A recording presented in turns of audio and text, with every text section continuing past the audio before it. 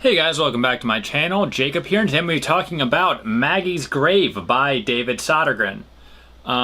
Yes, I said that right. I was worried there for a second. I actually came across David Sodergren from his Instagram post, probably a year or two ago. He posts his books with his pug, who I believe his name is Boris. If you're not following my Instagram, you're really missing out if you like dogs and books, because he usually, once again, his dog, who's a pug, which are already adorable, poses next to books. It's like a whole thing. I actually started reading him with Forgotten Island and have bought every one of his books that have come out since, because he always delivers. If you like horror and you are a horror nerd in any way, shape, or form, especially even the movies and stuff, you'll definitely feel like you're kind of rewarded when reading his books, because you can also tell that he is a horror nerd and borrows elements from things like all good writers do, and puts them in his work, and it's always a lot of fun. And I really like his folk horror take on Maggie's Grave. This is a folk horror book.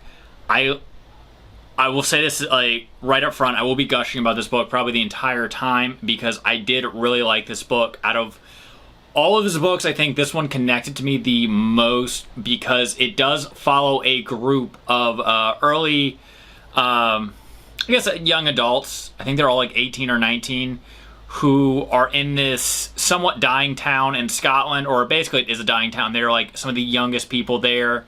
And I know what that's like. I have gone through such things myself. I'm from a very small town, so I know what it is like to feel trapped by the place you live in, and especially a place that has no opportunities and feels like there is no way out other than to leave as fast as you can.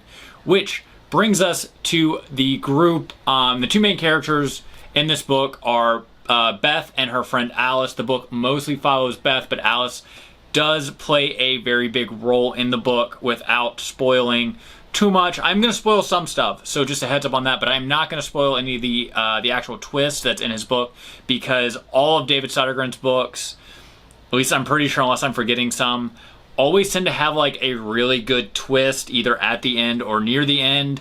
Kind of like an M. Night Shyamalan movie, but you feel more it's a worthwhile payoff at the end. It's not like a, oh, shit type of thing at the end. So yes, I will not try to pronounce the Scottish town that they are all from. Unlike my town, which was just small and humid and everyone either farmed or fished for a living, this town has a bona fide curse, where a witch named Maggie was murdered by a bunch of people who actually cut her baby out and killed it, and then killed her the way witch hunters did in the, I think it said 15 or 1600s. So already a very, kind of a not nice background for this town to be centered around. And of course, even though Maggie wasn't a witch, she somehow cursed the entire town, or at least said she wasn't a witch at the time, cursed the entire town. So, as we find out pretty early on in the books, this isn't too much of a spoiler, basically she comes back to take townspeople's babies to replace the one she lost. Now, that being said, there are specific rules for this, and this is one of the reasons I like David Sodergren. Before we get too deep into the book, I like David Sodergren because I like my horror to have rules. I don't like feelings of forlorn hopelessness. I like monsters that follow specific rules, and if you figure it out, you can somehow outwit the monster and stop it, because I'm a bit of an optimist, and I always kind of root for the protagonist to have a happy ending, even though that doesn't always happen. Especially in horror, where that kind of seems to rarely happen nowadays in books, but I do tend to hope for it, and I do like the fact, like I said, that all of his monsters kind of follow rules, which when I review some of his other books, I will get into them and kind of break down kind of the rules these monsters are following, because not all of them are as plain as they are in Maggie's Grave, but Getting it back into Maggie's Grave. This has a beautiful cover. All of his covers are actually really awesome. If you haven't seen a lot of his books, I highly recommend you checking them out. And I will read the back. The small Scottish town of, I'm not going to try to pronounce that at all, is dead and has been for years. It sits in the shadow of a mountain, forgotten and atrophying. In the perpetual gloom, 47 residents are all that remain. There's nothing to do there. Nothing to see except for a solitary grave near the top of the mountain. Bum bum bum, the witch's grave. Now, because these kids are townies with nothing else to do, they hang out at the local bar, which doubles as a bowling alley most nights. And of course, this is where we find out that Alice has recently given birth to a baby. So she is the only one of the group that has a kid. Beth is very upset about this because as the feelings play out throughout the book, you kind of get the gist of it is that Beth feels like the baby has kind of separated her and Alice from each other, and also that now instead of Alice and Beth both trying to get out of the town, it's just Beth trying to escape the town because now Alice is a baby. She needs her mom to help take care of it, you know, so she can work and do things and also kind of try to have a life. All things that are very hard if she was to sever all of her roots to the only place she's ever known and then move to a new city. So this is kind of seen, I guess, as Beth almost as a betrayal and also as kind of like a, I don't know, as kind of like a block that's now between her and someone she thought was her best friend. But that has not too much to do with what happens next, which is a random American shows up and, like Americans always do, apparently, in most European books, they kind of set in motion a terrible spin of events, or Scottish books I should say in this case, a terrible like spin of events, which she convinces the group to go up to Maggie's grave, which is something they've not really done, or at least not really done after dark, as it's kind of explained that this really isn't a place where the locals like people hanging out.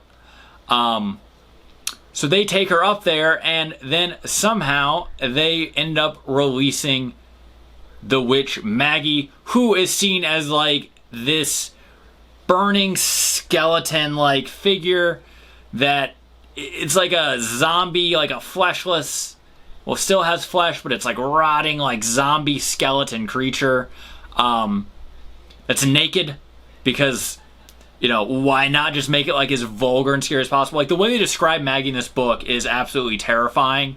And the deaths, the way she kills people is super gory. She doesn't pick up anything. You know, she just uses her skeleton hands to kind of like rip people to shreds. In some cases, she even like crawls inside of them. Like, there's a lot of super gory kills in this book. So if that's something you're into, you're going to absolutely love this book. Then what we find out pretty much right after the fact that Maggie is released, we then discover that the entire town knew this was a possibility, and they have procedures for this. Now, I am not going to spoil much more of the book after this, other than to say that because Beth and Alice and her friends were the ones that released Maggie, it's a fair bet that the townspeople aren't too thrilled with her and will do whatever they think is necessary to put Maggie back in her grave. So, once Maggie is released, the book becomes violent and bloody and good. And another thing I like about David Sodergren is he's one of those authors that really knows how to kill your darlings. And what I mean by this is that he'll give you a core group of main characters, but you never really know which one is safe. And even then, you're not even sure if you've picked the right one until the end of the book.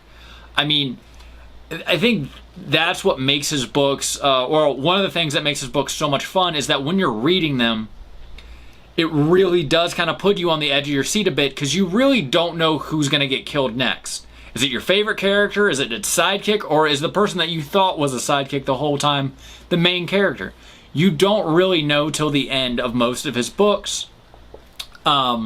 So yeah, if you like really good horror, if you like folk horror, if you like horror set in small Scottish towns, if you like horror books that has bowling mentioned multiple times, then I highly recommend you grab this book.